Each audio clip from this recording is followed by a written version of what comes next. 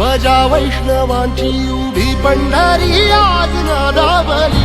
तुझे नाव ओठी तुझे रूप ध्यानी जीवाला तुझी आस गा लागली